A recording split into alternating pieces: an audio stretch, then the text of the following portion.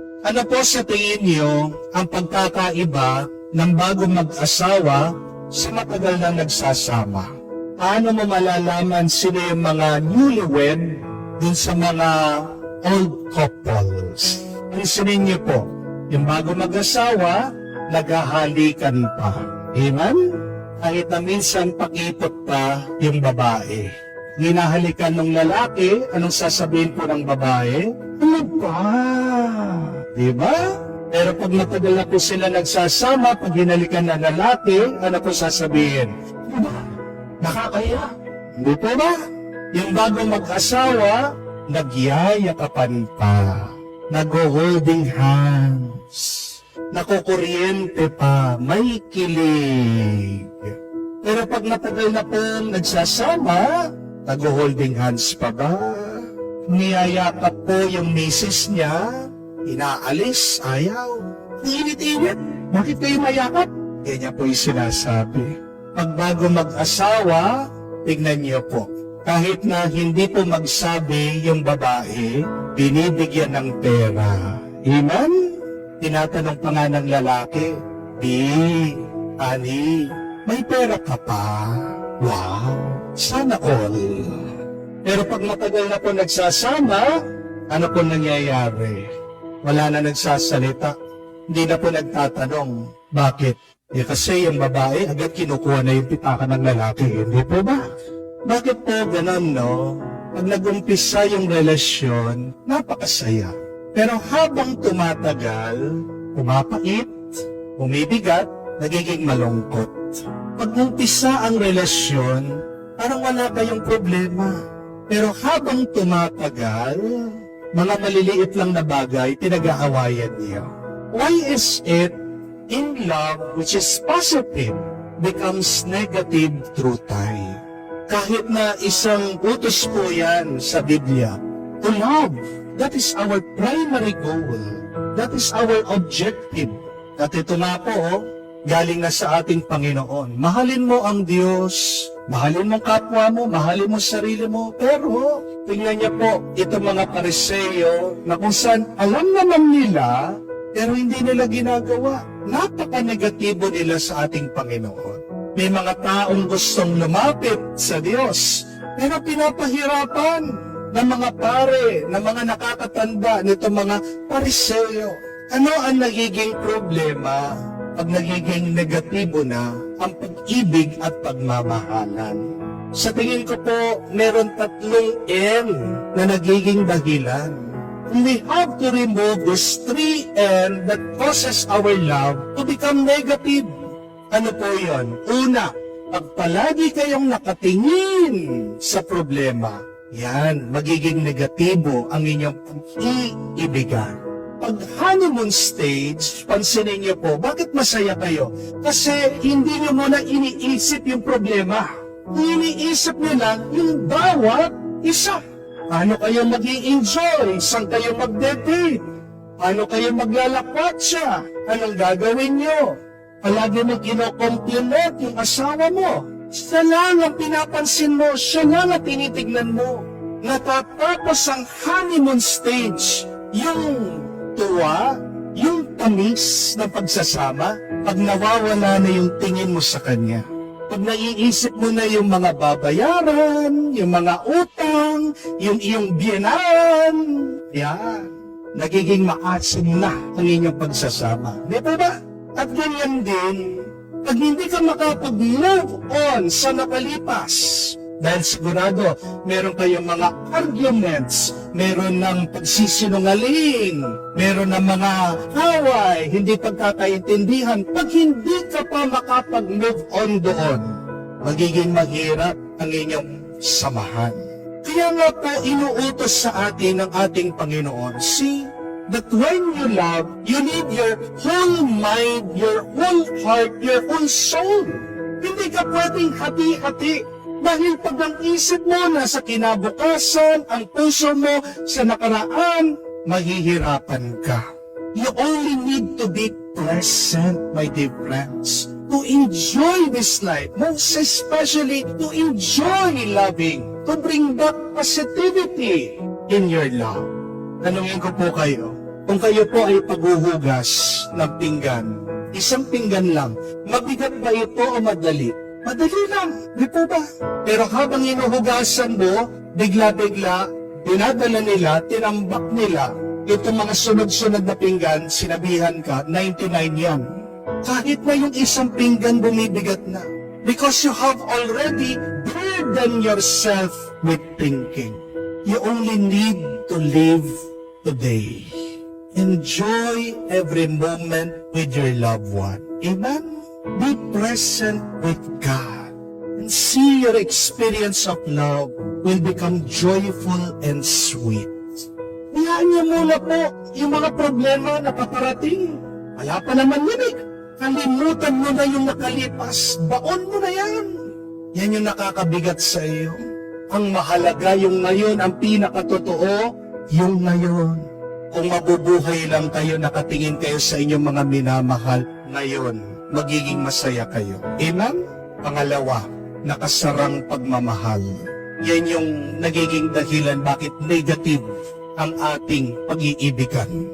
Nung ako po ay pinalad na makapunta sa France, sa Paris, habang kami po ay namamasyal, I noticed something.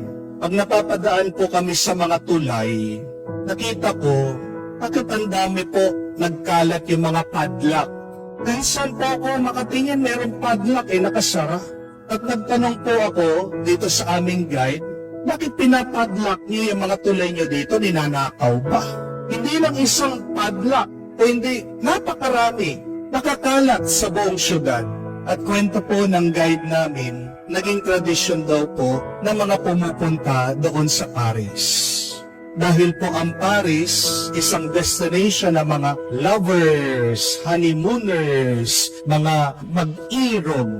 Nagdadala sila ng padlock, inilalagay sa tulay as a symbol of tying the knot, kumbaga. Doon nila sinasara yung kanilang pagmamahalan. Ang ganda po, no? Pero alam niyo po ba, merong balita doon. Noong 2015, yung pinakasikat na tulay, ang tawag po ay Pont de Sa. Sumobra po yung mga padlock kinabit nilagay ng mga turista. Biglang nag-collapse. Nasira, bumagsak sa sobrang bigat. At napaisip po ako, pero sinasabi ang Panginoon sa atin, bakit hinayaan niya bumagsak yung tulay na yon? Kasi ang tunay na pagmamahal hindi dapat nakasara. Amen? True love should be open and free. Mag-ingat po kayo sa bahay, nakasara kayo sa bawat isa.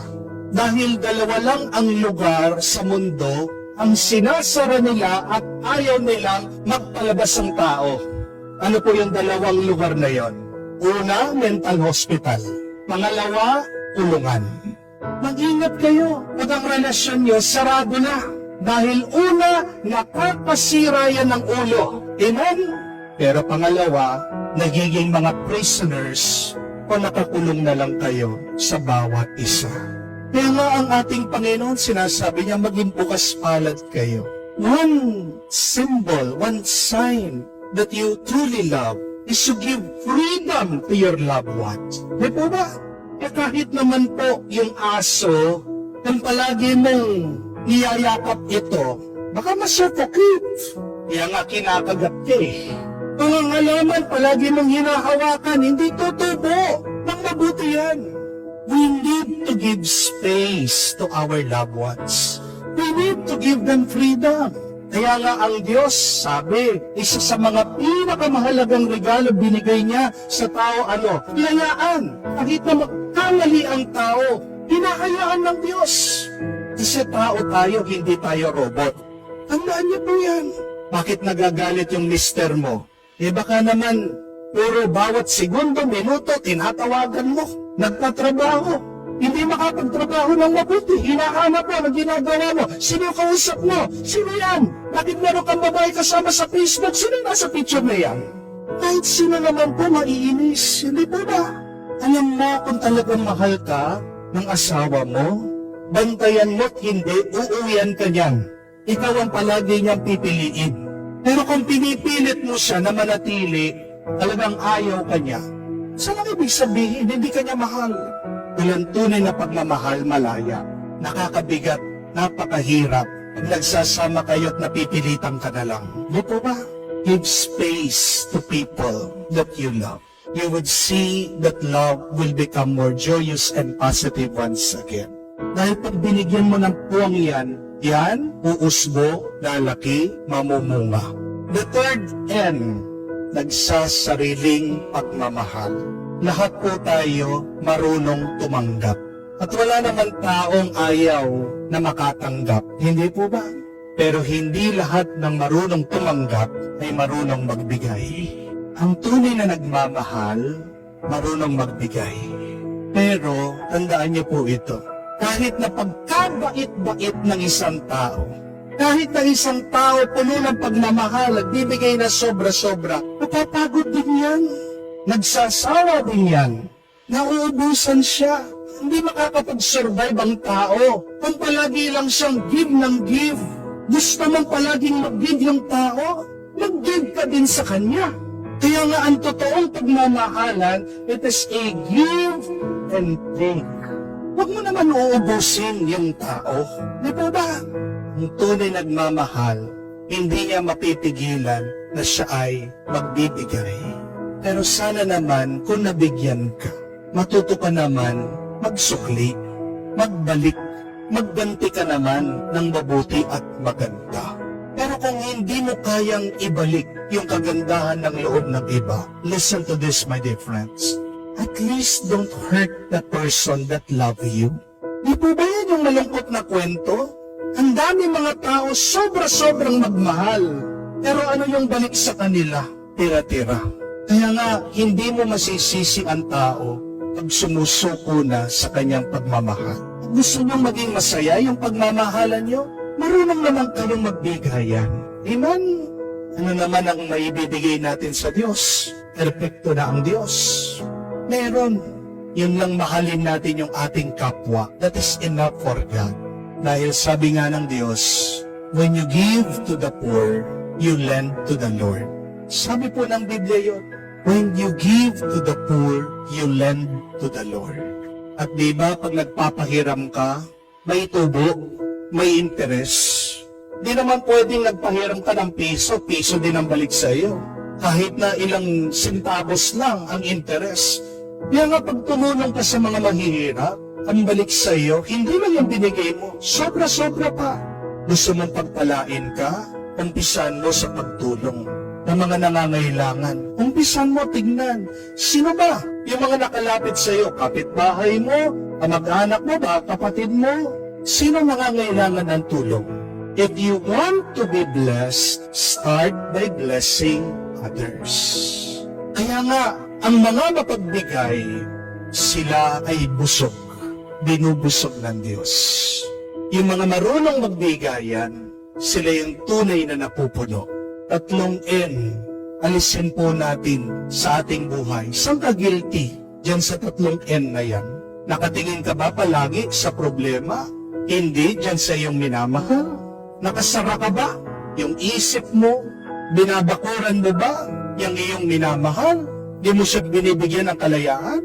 O baka selfish ka? Because there is no place for selfishness in love.